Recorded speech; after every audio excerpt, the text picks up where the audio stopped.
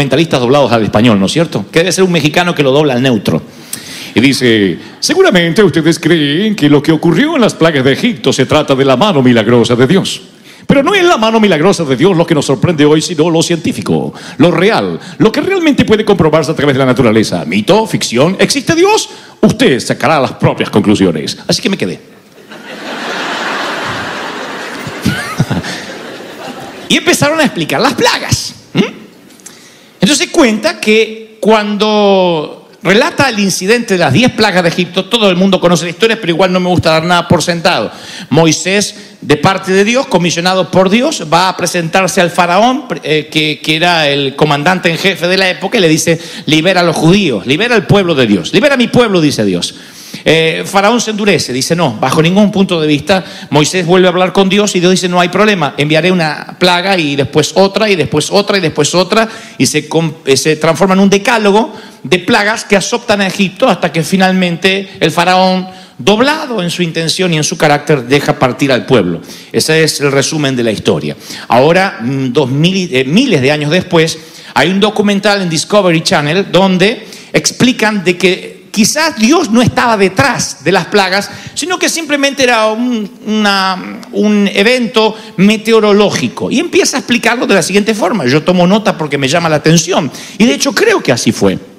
Para ese entonces, cuando comienza la serie de plagas, hay que tener en cuenta la explosión de un volcán, el Santorini, que está comprobado, científicamente comprobado, que en los tiempos de Egipto, donde vivía Moisés, a 800 kilómetros de allí, ese volcán comienza a tener una erupción, explota, y entonces se produce un terremoto que rompe las bolsas de aire subterráneas. Esto ocurre, no ha ocurrido aquella vez solamente, sino que siguió ocurriendo en el mundo.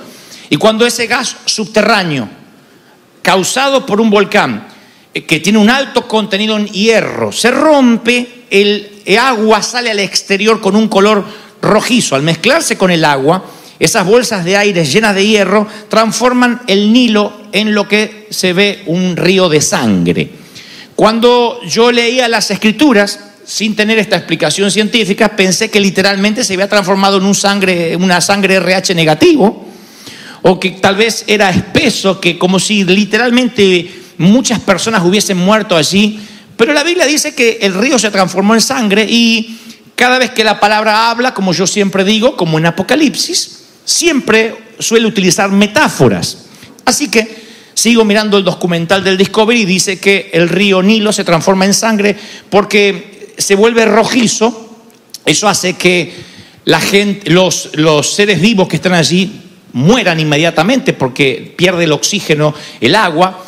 Claro, los peces se mueren, pero las ranas pueden estar dentro y fuera del agua. Así que cientos de miles de ranas, y esta es la segunda plaga, salen al exterior porque tienen que huir de las aguas contaminadas. Además, ellas encuentran abundante comida en el exterior, y entonces ya tenemos el río convertido en sangre y las ranas afuera.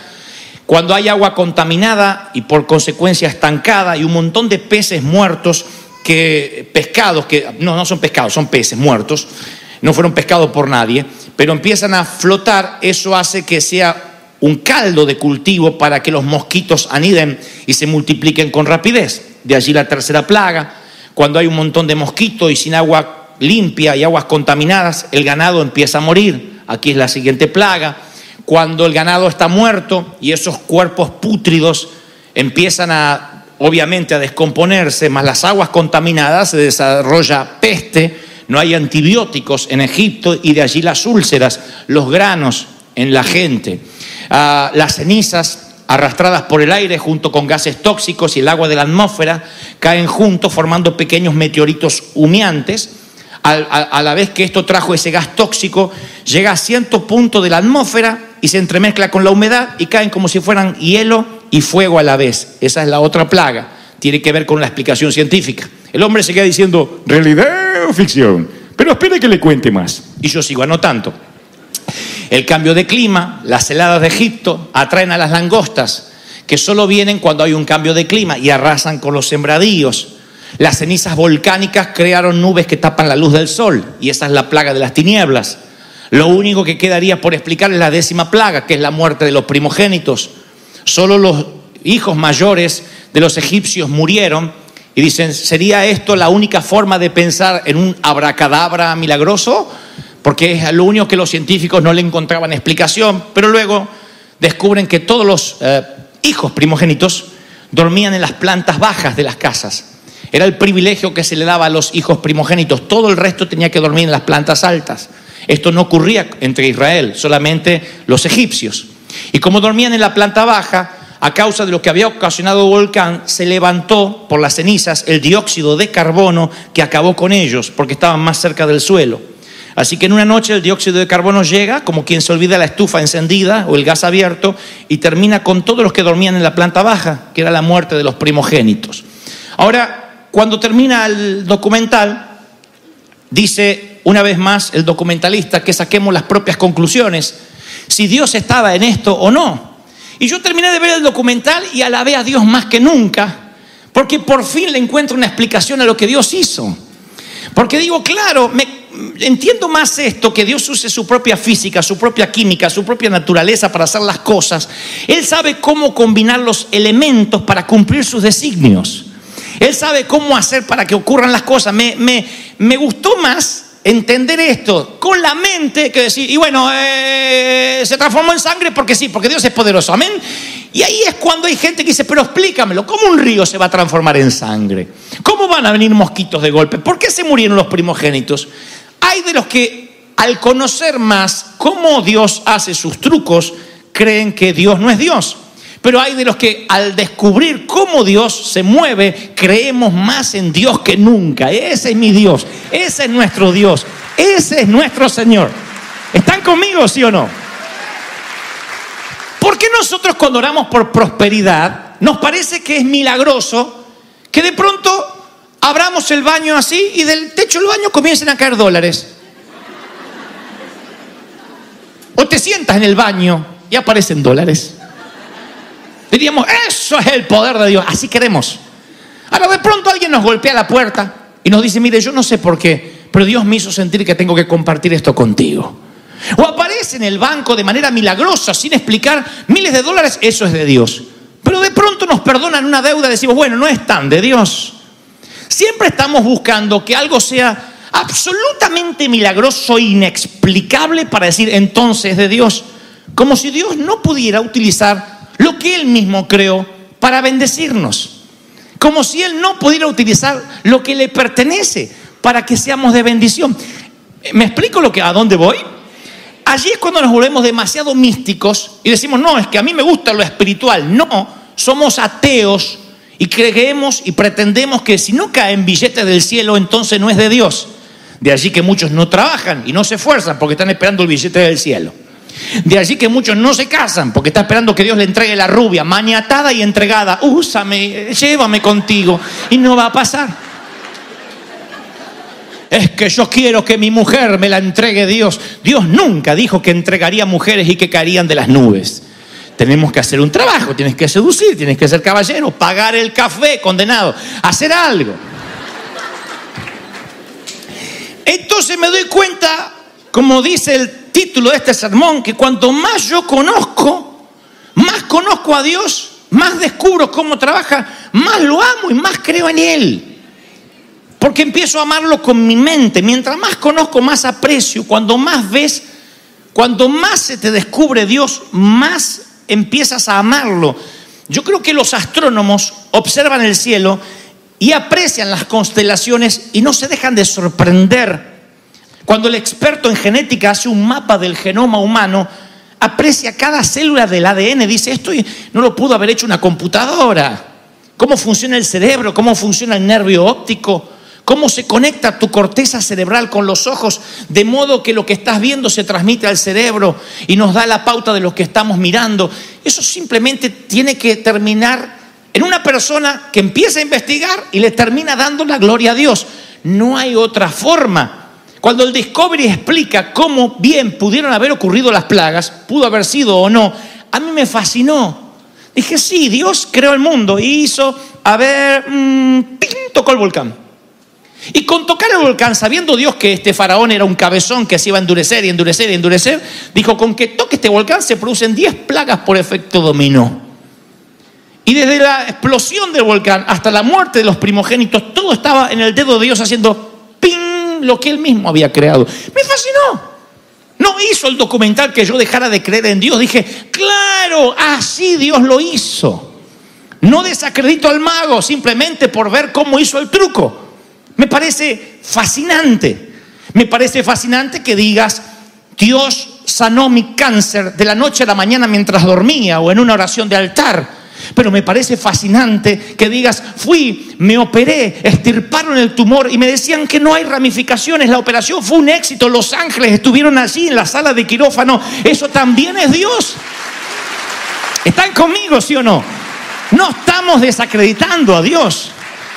El oceanógrafo explora la gran barrera de coral y aprecia cada color, cada especie. El físico trata de atrapar los quarks y aprecia cada molécula. Hablamos de vino recién. Los enólogos prueban el vino y dicen, sabor a madera, elaborado en 1844. ¡Oh! Otro borracho dice que... ¿Cómo estaba el vino? Mucho alcohol. Y de la cruda que tienen no se acuerdan ni lo que tomaron. Pero los enólogos aprecian, aprenden a valorar el vino y aprecian las texturas, el sabor, porque cuanto más conocen, más valoran, más aprecian. Yo no soy un músico, aunque me encanta la música, pero el músico aprecia la sinfonía, el detalle, la música. ¿Viste la canción nueva cuando los Brases hicieron ese arreglo? Cuando de pronto las cuerdas aparecieron y subió de tono. Claro, ¿quién aprecia eso? El músico. Los que no somos músicos escuchamos también lo apreciamos. Pero como desconocemos las notas musicales, los recovecos de la partitura, para nosotros decimos, bueno, linda la música. El sommelier también, el que cata el vino, dice, bueno, yo estudié, me preparé y sabe cuando un vino es bueno, cuando un vino es malo. Sabe cuando hay vinos que son tan buenos que aunque tomes una copa no te emborrachas, y otro que pisas el corcho y ya no puedes ni siquiera caminar. ¿Por qué? Porque cuanto más sepas, más aprecias. Jesús le dice a la mujer samaritana junto al pozo, ustedes los samaritanos saben muy poco de aquel a quien adoran. Lo que le está diciendo es, cuando uno adora con ignorancia, la adoración está vacía. Él no quiere solo que le adoremos, sino que sepamos por qué le estamos adorando. Amarás a Dios con todo el corazón, lo entendemos, con el alma también, con la fuerza también, porque no somos flojos para servir. La mente tenemos nuestros prejuicios y te lo voy a explicar por qué y a dónde es que quiero llegar conforme lo que Dios me dijo que te diga esta mañana. Cuando nosotros anulamos la mente, cuando nosotros dejamos de aprender, de investigar, cuando nosotros vemos un documental como el Discovery y decimos, te reprendo Satanás, mi Dios no es así, aleluya, aleluya, no cerramos. Y Dios dice, quiero que me conozcas, quiero que sepas cómo es que yo hago las cosas, cómo es que yo actúo. La gran mayoría de los milagros que yo he experimentado en mi vida personal, Dios utilizó factores humanos. Yo nunca necesité un montón de dinero para una cruzada y lo encontré debajo del colchón. Nunca de pronto encontré un paquete tirado o vino un ángel con alas y me dijo, toma, y se fue y me dejó la maleta. No. Eran personas normales que decían, yo no sé por qué, pero siento de ayudarte. Otros me prestaron y Dios me dio la providencia de devolver, aún con intereses. También Dios estaba allí. ¿Por qué siempre pensamos que si hay una abracadabra detrás, entonces Dios está? Y si Dios usa lo normal, lo común, lo que Él creó, porque el diablo no creó nada. El diablo no creó nada, es Dios. Si aún el diablo es creación de Dios y sirve para los propósitos divinos, aún el diablo. Ustedes deben recordar aquella vieja historia de la señora que decía, Señor Padre, danos de comer que no tenemos, danos de comer que no tenemos. Y el vecino ateo de al lado dice, le voy a jugar una broma, y entonces le golpea, toca el timbre y le deja un pollo rostizado ahí, con papas al horno, qué rico. Se lo pone ahí. Y le pone un cartelito, esto no viene de parte de Dios que no la está escuchando, viene del diablo. Cuando ella abre y dice, ay, cuando uno ora hasta el diablo obedece, gracias Señor. Eso es bueno. Eso es el milagro de Dios. ¿Sí? Reconocer que Dios va a usar. Miren, Dios nos dio la capacidad de seguir aprendiendo hasta que muramos. El aprender, y escúchenme los más jóvenes, díganme alguien amén para que no me sienta que estoy en un geriátrico. Aprender no es un lujo, es una cuestión de mayordomía. Pero en algún lugar de la vida, puede pasarte a los 18 o a los 50, dejas de ampliar la mente y comienzas a vivir de recuerdos. Ese es el principio de la vejez. ¿Cuándo envejeces? No cuando tienes más celulitis y estrías. Eso es que el cuerpo ya no es lo de antes. ¿Cuándo envejeces? No cuando la ley de gravedad se cobra a sus víctimas. Miren qué delicado para decir que se te cayó.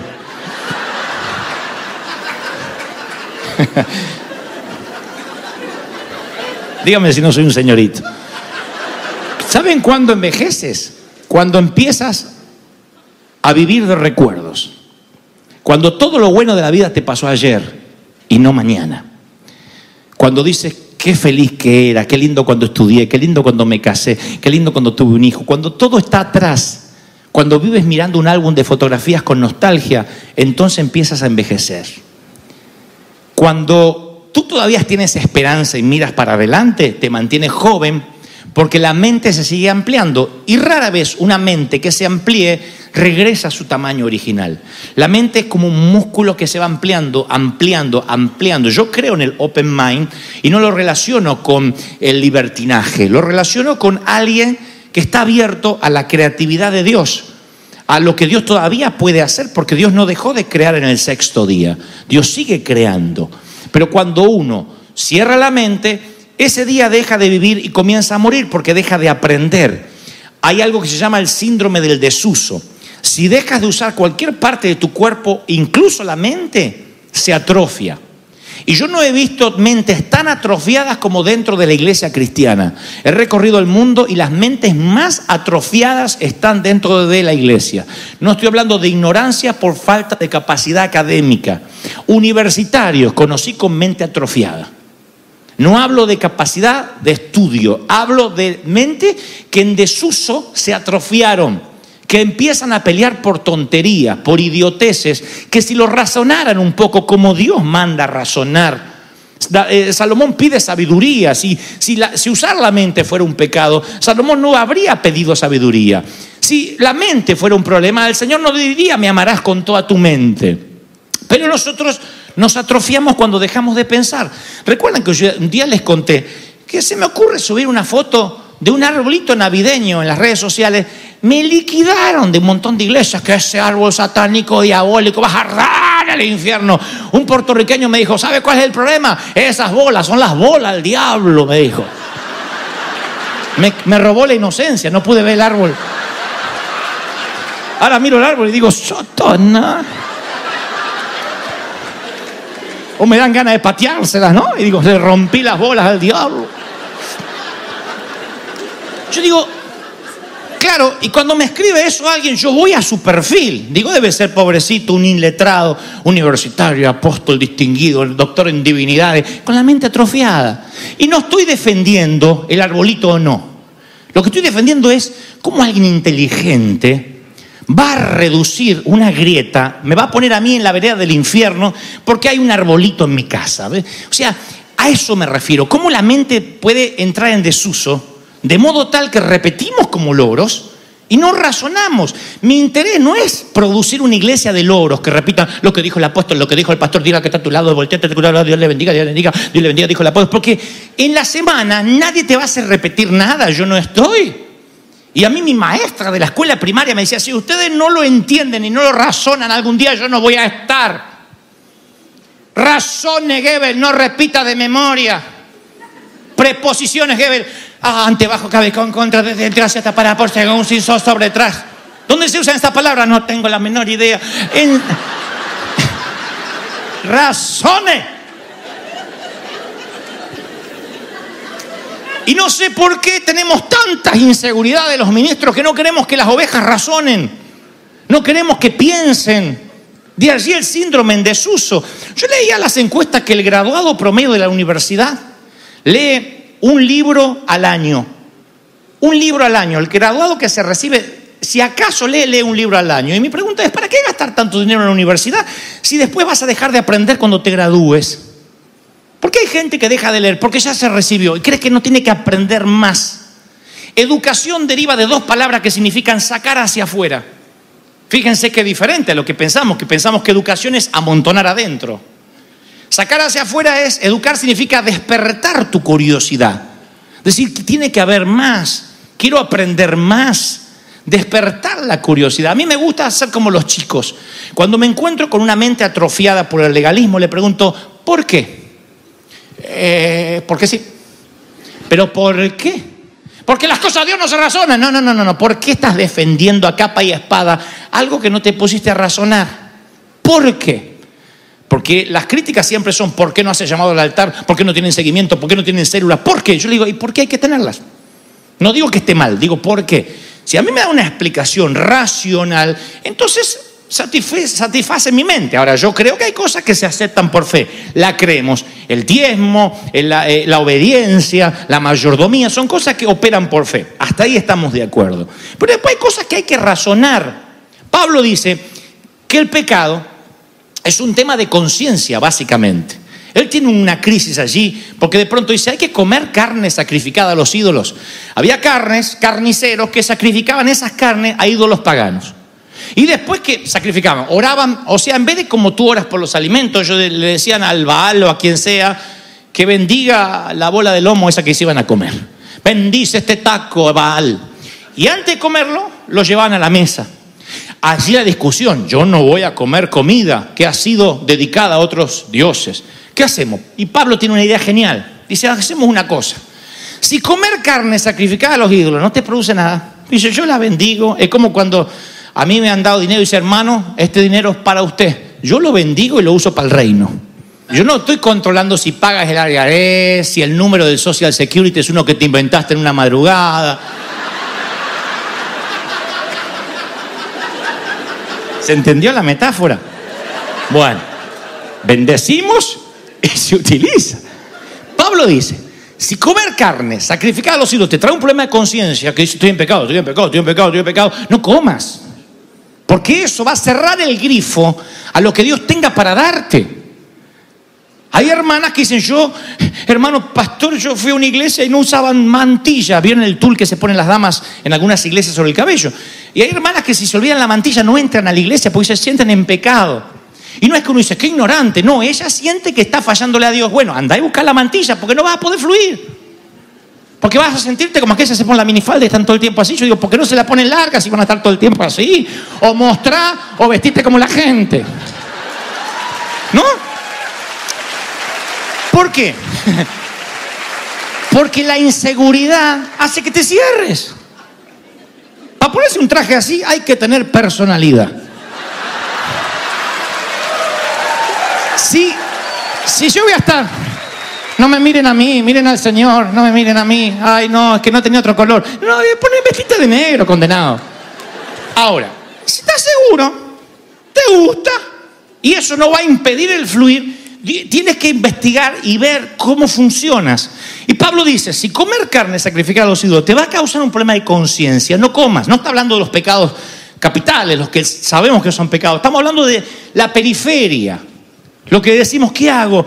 ¿Se puede escuchar un bolero cristiano? ¿O me tengo que arrepentir y no tomar la cena porque escuché a Manzanero? Yo tengo esta respuesta. Si escuchar una canción secular va a hacer que el domingo después te sientas con culpa, que me siento mal, me siento sucio. No escuche, no salgas de Marcos Witt, Marco Barriento y los Marcos que vayan apareciendo. No salgas de ahí. Si dice, no, yo puedo escuchar un bolero, porque la música fue creada por Dios. Las sinfonías fueron creadas por Dios. Claro, no vas a escuchar una música que apele al sexo promiscuo, que apele a lo satánico, que también lo hay. Es como elegir la película que vas a mirar en Netflix. Hay películas que incitan a lo malo y hay películas que de pronto son divertimento y ya. Entonces tú tienes que elegir qué te edifica y qué no. Pero si el embudo es que después, por escuchar a Manzanero, no puedes cantar, Señor, todo te lo debo a ti, no escuches a Manzanero. Te hace mal. ¿Me explico lo que trato de decir? Ahora, si puedes ampliar la mente, y esto no es ampliarla en tema de pecado, si puedes decir, yo sé lo que me edifica y lo que no, yo sé lo que glorifica a Dios y lo que no lo glorifica, así es cuando tu mente se empieza a abrir, Dios empieza a ensanchar el sitio de tus estacas, porque se te despierta la curiosidad. Hay algo que no me deja dormir a mí, es la cantidad de formas y maneras que debemos todavía tener y no descubrimos de cómo predicar el Evangelio de Cristo, sin cambiar la esencia. Yo soy un predicador muy tradicional, soy un predicador de las mismas cosas viejas, solamente que lo predico de una manera nueva, pero no cambio la esencia. Dios es el mismo ayer, hoy y por los siglos, pero siempre es mejor encontrar un defecto en la nueva manera de hacer las cosas que hacer una autocrítica en las viejas maneras de hacer las cosas, y preferimos no cambiarla. Mi pastor alemán, no el perro, un pastor que nació en Alemania, él decía, yo conté varias veces esto, él decía, la guitarra eléctrica y la batería son del demonio, y lo predicaba, y no era un ignorante, teólogo el tipo. Tenía problemas en el idioma, porque él venía de su Alemania natal y muchas veces decía, Dios vino a traer vida, es vida en ambulancia. Él era así. Pero era inteligente, sabio. Y él decía, la batería, esto todo del demonio. El violín y el acordeón son de Dios, que eran los instrumentos que él tocaba. Partió con el Señor y yo, como Dios tiene tan buen humor, yo estoy seguro que lo recibió una banda de rock allá arriba. Partió, ¿no? Pero yo un día le dije, juntamos valor los muchachos, ¿no? Los adolescentes, le dijimos, Pastor Blenich, ¿por qué usted dice que, ¿dónde está en la Biblia? Fue la pregunta, ¿dónde está en la Biblia que es pecado la guitarra eléctrica? Y esta fue la respuesta magnífica hasta el día de hoy, una respuesta para encuadrar que grafica lo que trato de decir de una mente atrofiada en un cerebro académico. Dijo, no está en la Biblia, pero debería estar. Punto. ¿Ustedes creen que cambió? Siguió manteniendo, esto es lo que le gusta a Dios, porque si me gusta a mí, le gusta a Dios, si no me gusta a mí, no le gusta a Dios. Y allí es cuando nos confundimos. Aclaro, esto no es un mensaje para jovencitos en contra de los viejos. Todos, desde que nacemos hasta la tumba, desde el útero al sepulcro, vamos envejeciendo. Tú no eres el mismo a los 10 años que a los 5, a los 15 que a los 10, a los 40 que a los 30. La mente va cambiando. No quiero decir que se arrumbra, pero cambia nuestro modo de pensar. Tenemos otra perspectiva, otra experiencia, y hay cosas que ya no nos van a gustar por un tema generacional. Yo hay música que no entiendo. Yo puedo escuchar Despacito 70 veces y no entiendo por qué es un éxito. No lo entiendo.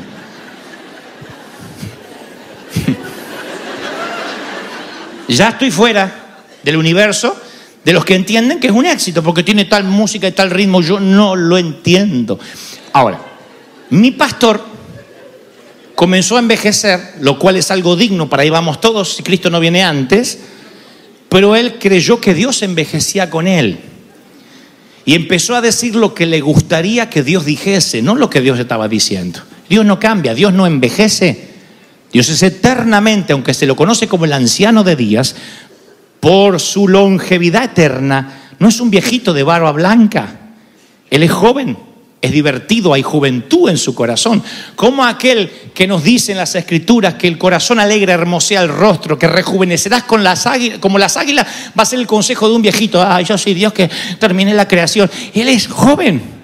Nosotros envejecemos y nos volvemos seniles, torpes, doctrinarios, intransigentes, y peleamos por las bolas del diablo en lugar de ir a lo fundamental. Entonces tú le dices, ¿y por qué eres así? Porque no está escrito acá. Ahora, este libro es una categoría en sí mismo. Esto lo hace absolutamente único. Primero, es palabra viva. Es una suerte es caleidoscópico. O sea, ¿vieron como esos que ustedes miran así, que los tienen los chicos, que ven un montón de figuritas y se van armando así, y siempre ves diferente, un montón de vidrios? ¿No? Entonces, bueno, eso es la Biblia. Fue escrito por 40 escritores en más de 15 siglos, en 3 idiomas y en 3 continentes diferentes. Y entre los autores va de agricultores a pescadores, a reyes, poetas, profetas, prisioneros de guerra, Abarca todos los temas bajo el sol, la poesía, la profecía, la cosmología, la teología. Sin embargo, cuando toca temas profundos, nunca jamás se contradice, como si solo un autor lo hubiese escrito. Tú puedes leerlo de principio a fin y todo tiene un sentido, porque hay un autor que es el Espíritu de Dios. Ahora, hay una forma muy sutil, que yo lo hablé hace unos domingos atrás, que es la bibliolatría. Idolatrar al libro por sí mismo. Tratar este libro como un fin en lugar de un medio. Cuando vas al seminario bíblico, quieres leer la Biblia, si tu finalidad es aprender la Biblia, te vas a hacer un hombre aburrido o una mujer aburrida, te vas a transformar en alguien que sabe un montón de Biblia con la mente atrofiada. Vas a ser un necio teólogo, lo que eran los fariseos. Si tú te aprendes la Biblia con el fin de quiero aprender todo acerca de la Biblia, no hay libro más aburrido que la Biblia sin el Espíritu Santo. Entonces, cuando tú dices yo quiero utilizar la Biblia para aprender, entonces lo que vas a lograr simplemente es información, nunca transformación. La Biblia es para transformarte. ¿Cuál es el propósito entonces de aprender la Biblia? Lograr intimidad con el autor. Que cuanto más conozcas, más te enamores. Eso es la Biblia. Más conoces, más te enamoras de él. Eso pasa con una pareja. Si cuando más conoces, más te desenamoras, estás fregado. Porque lo que tuviste no fue amor, fue deslumbramiento. Y cuando la gente llega a la iglesia y hay un evangelista y que todo el mundo se va a caer y todo el mundo se va a recibir, reciba ahora, hay un montón de gente que se deslumbra. Ay, estoy loca por el Señor, estoy loco por el Señor, aleluya, aleluya, aleluya. A los 3 meses están caídos de la fe. Dice, ¿cómo fue? Si estabas tan lleno de Dios, se deslumbró. No abrió la mente para conocer más a su Dios. No tuvo tiempo de intimidad. Y el deslumbramiento en términos de pareja, ¿cómo termina? Si cuando descubres a esa persona día a día, no te enamoras más. Cuando dices, wow, hoy descubrí una nueva faceta de mi amado o de mi amada que no sabía, lo amo más. Si eso no te pasa, huye por tu vida, novio.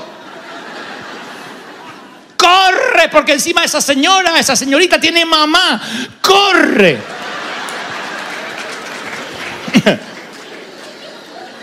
Ahora, el canon de la Biblia está cerrado.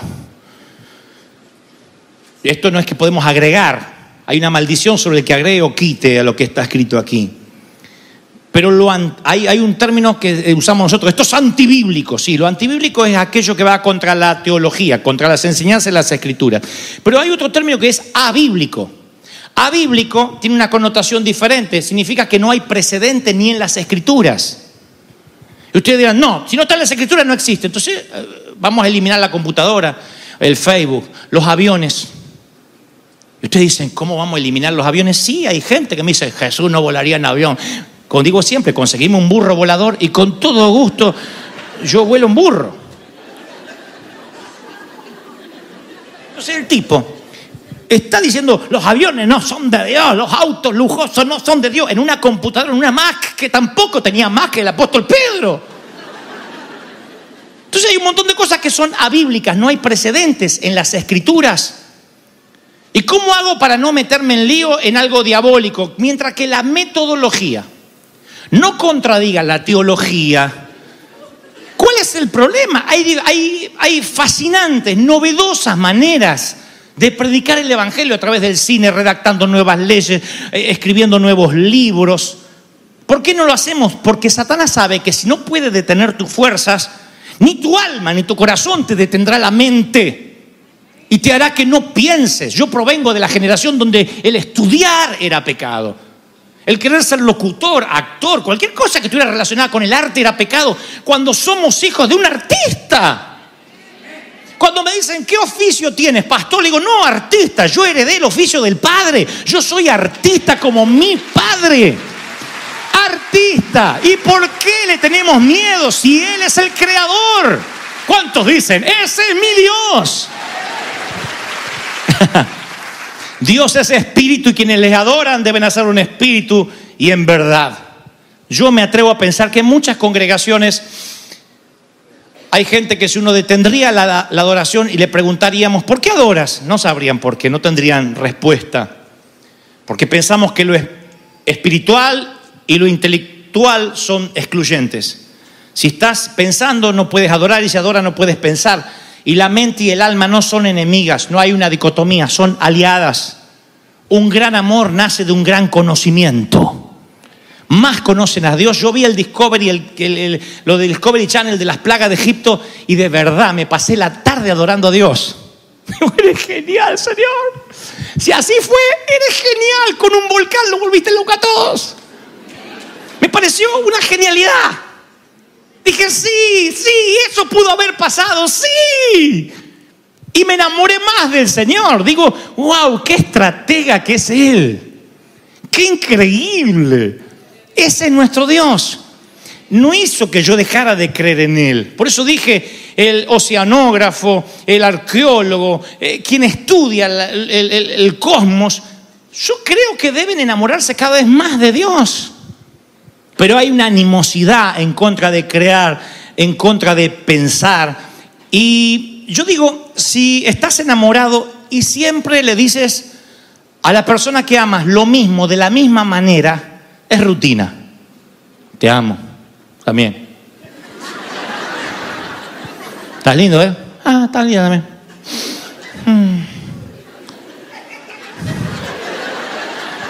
Si estás enamorado, buscas nuevas formas de decir lo que sientes. Esto es para los novios, los solteros, esto va por la misma ofrenda, ¿eh?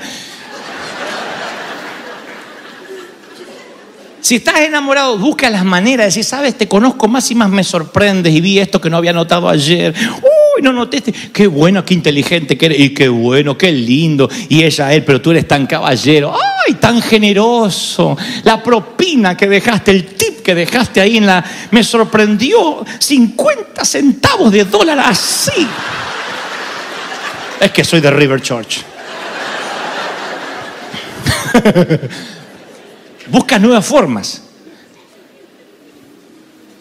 La palabra dice que debemos adorar a Dios con canciones nuevas, cántico nuevo, con salmos nuevos. Porque Dios sabe cómo funciona nuestra mente. Entonces, cuando nosotros decimos, no, a mí no me gustan las canciones nuevas porque yo soy fiel a la senda antigua. La senda antigua no es defender lo que te gustaba cuando eras joven. Permanecer en la senda antigua es ser fiel incluso a los cambios de Dios. Es ser fiel a lo que Dios quiere hacer. No consiste en mantener el fuerte en pie, en hacer las cosas como siempre. No consiste en defender la doctrina. La fidelidad es la valentía para enfrentar el evangelio de un modo nuevo, creativo. Que Dios diga, mira, esta es la manera de hacerlo. Vamos, y Dios está en eso y no contradice la teología. Vamos, no sabes hasta dónde Dios te puede llevar. Dios puede darte compañías nuevas, inventos nuevos. Este es un país donde la gente se ha hecho rica de la noche a la mañana con un invento, con algo que se les ocurrió. Capaz que lo inventas en Colombia, en México, en El Salvador, en Argentina y te roban el invento. Acá haces el copyright, lo registras y Dios te puede dar. Y contamos con una ventaja. El Dios creativo es tu Padre.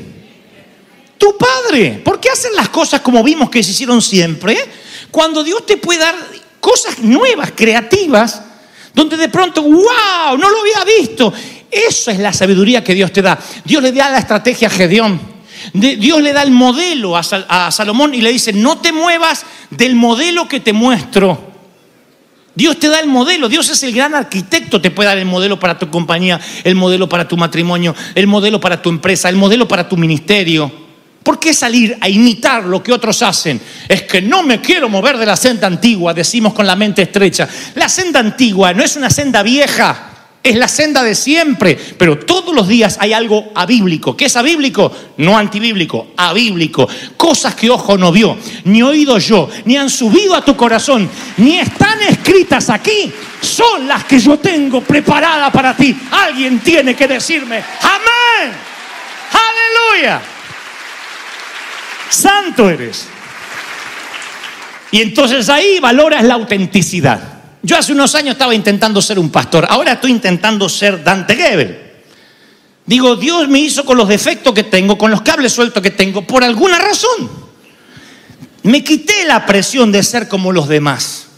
de predicar como el otro, de hacer lo que hace el otro porque se estila. Dije, ¿qué quieres que yo haga, Señor?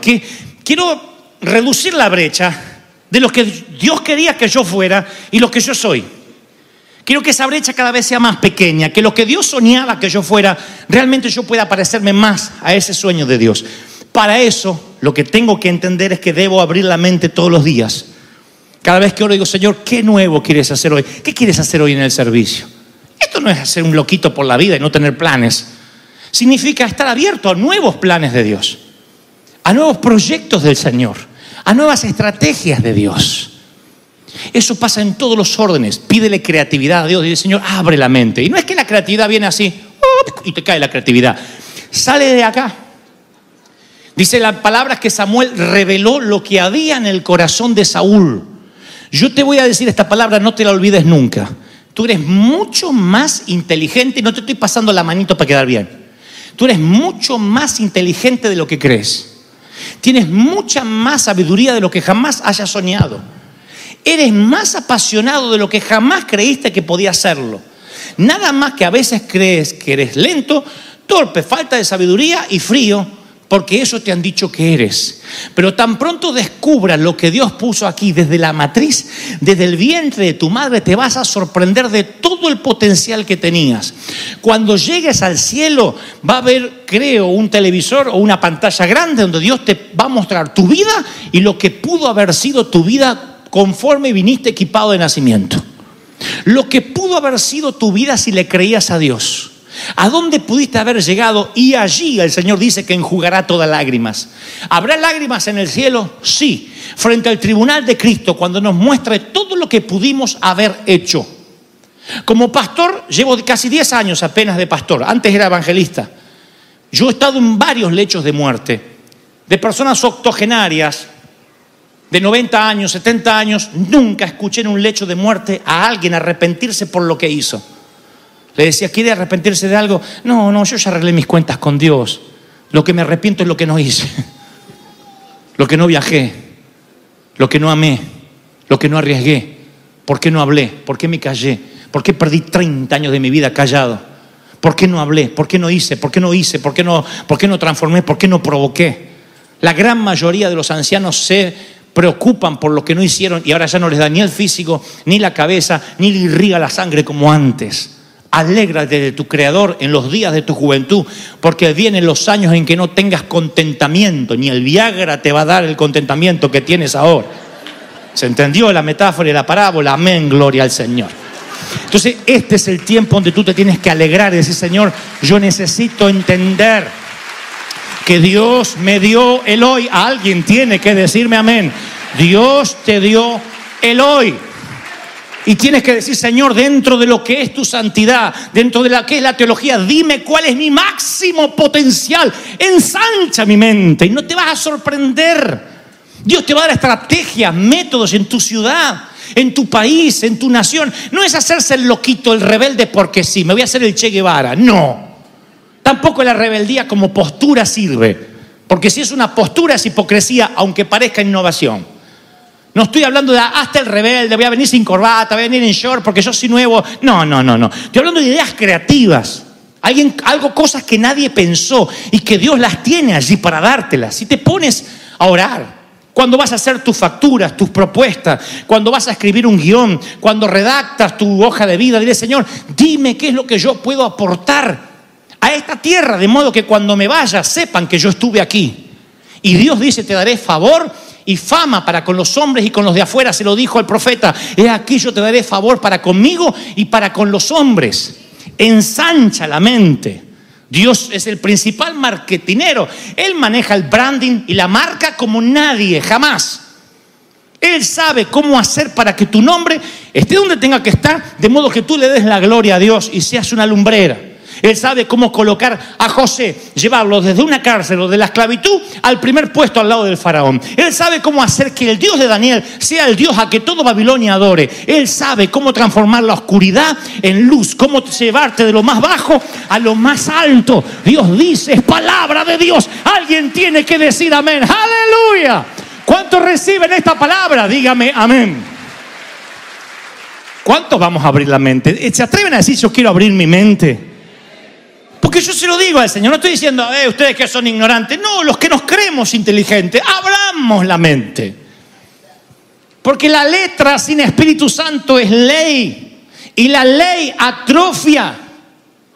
Hay que ser atrofiado, para estar dentro de una sinagoga predicando de un Mesías que algún día va a venir, y afuera entre la chusma, entrando en un burro, el Mesías, y no verlo. Imagino a algunos sugieres que salen de ahí, paren la chusma, ¿y quién es ese en el burro? Sáquenlo de acá, que estamos esperando el Mesías. Hay que ser ignorante. El Mesías pasando por la puerta y ellos teniendo servicios puertas para adentro. ¿Creen que esto es la gráfica de la ignorancia? Espera que les muestre tantas iglesias que ahora están cantando y Cristo en la vereda. Mirando la hora y diciendo, uy, se pasó la hora, ya está, me tengo que ir.